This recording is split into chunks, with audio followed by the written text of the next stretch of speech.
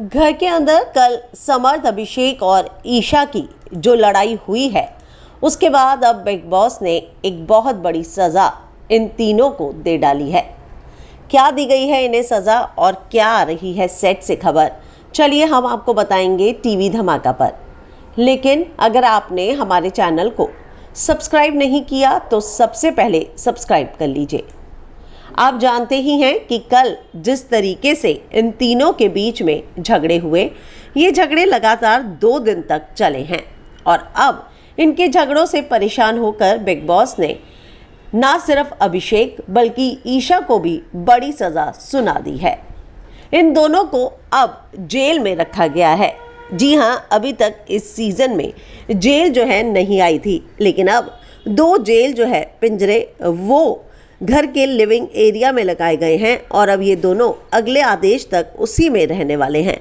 हम आपको ये भी बता दें कि यहाँ पर अब समर्थ को भी घर का सारा काम करने की सज़ा मिली है और ये इसलिए हुआ है क्योंकि ये तीनों लगातार झगड़ रहे थे और इन तीनों को लेकर अब घर वालों ने मेकर्स से इस बात की अपील की कि इसका कोई ना कोई सॉल्यूशन ज़रूर निकाला जाए, क्योंकि जिस तरीके से ये तीनों लड़ रहे हैं उससे अब घर वाले भी बेहद परेशान हो चुके हैं।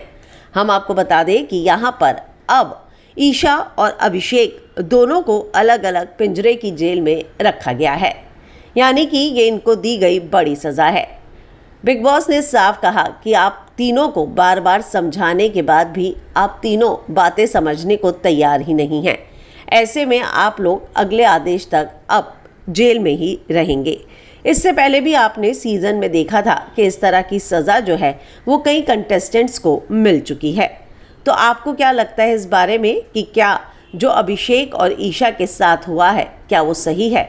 यहाँ पर क्या अभिषेक भी सज़ा का हकदार था? क्योंकि यहाँ पर अक्सर देखा गया है कि ईशा और समर्थ ही जो है वो लड़ाई की शुरुआत करते हैं। आप क्या कहेंगे? कमेंट में अपनी राय लिखकर ज़रूर बताएं।